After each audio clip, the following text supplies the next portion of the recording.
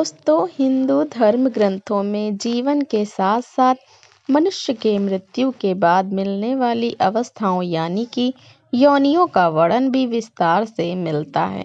दोस्तों, ऐसा माना जाता है कि मनुष्य की मृत्यु के पश्चात उसके कर्मों के हिसाब से ही उसे अगली योनि में जन्म मिलता है।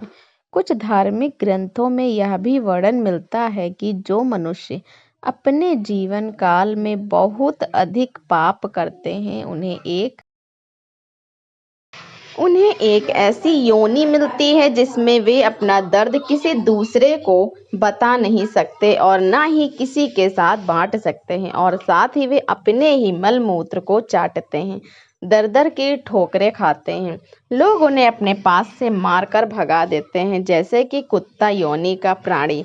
जी हाँ दोस्तों, आज के हमारे इस वीडियो में हम आपके लिए एक ऐसी कहानी लेकर आए हैं जिसमें एक घायल कुत्ता भगवान श्री राम के पास अपना दुख लाता है और उनसे न्याय मांगता है।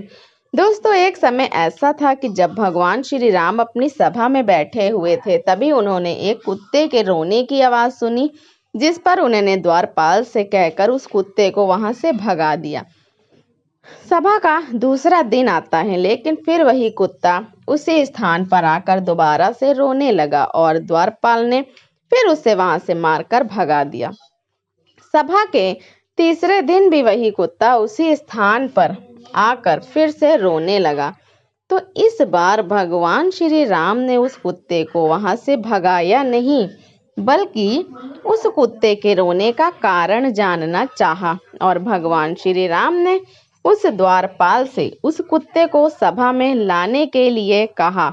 तो कुत्ता उस द्वारपाल को जवाब देता है कि हे महानुभाव, मुझे एक पाप योनि में जन्म मिला है, इसलिए देवालय, यज्ञशाला, हवन गृह, तुलसी का बगीचा, सभा और मठ, राजभवन और गौशाला जैसे पवित्र तीर्थ स्थानों पर मैं जाने के योग्य नहीं हूँ। तुम जाकर प्रभु श्री राम से कह दो कि वे स्वयं मुझसे मिलने के लिए यहाँ पर आ जाएं।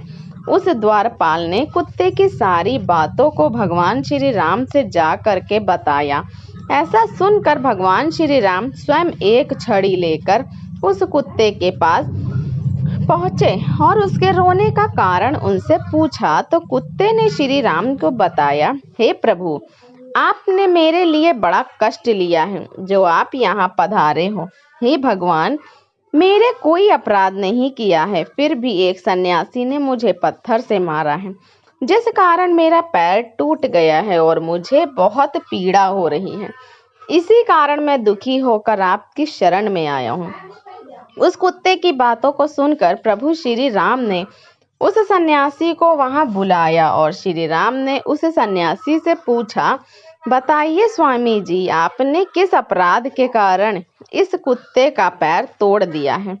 इस कुत्ते का क्या अपराध था? सन्यासी उत्तर देते हुए कहता है कि हे राजन, मैं भिक्षा के लिए मार्ग में जा रहा था, तभी इसने मेरा भिक्षा अन्न छू लिया था। वह मध्याह्न का समय था और मैं भूखा था।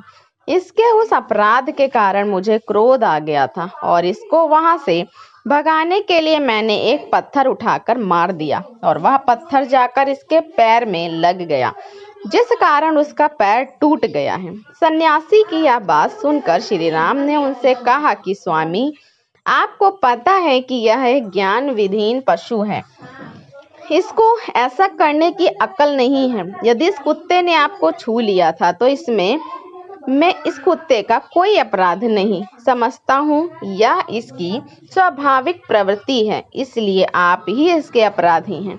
भगवान श्री राम कुत्ते से कहते हैं कि यह सन्यासी तुम्हारा अपराधी है, तुम जो चाहे इसे सजा दे सकते हो। तभी प्रभु श्री राम की यह बात को सुनकर कुत्ते ने कहा कि हे भगवान, इस सन्यासी को किसी शिवालय का मालिक बना दिया जाए। श्री राम ने उस कुत्ते की बात को स्वीकार कर लिया और उस सन्यासी को सुंदर वस्त्र पहनाकर एक पालकी में बिठा दिया और वाद्य यंत्रों के साथ उस सन्यासी को शिवालय में ले गए और वहां का उसे मालिक बना दिया गया।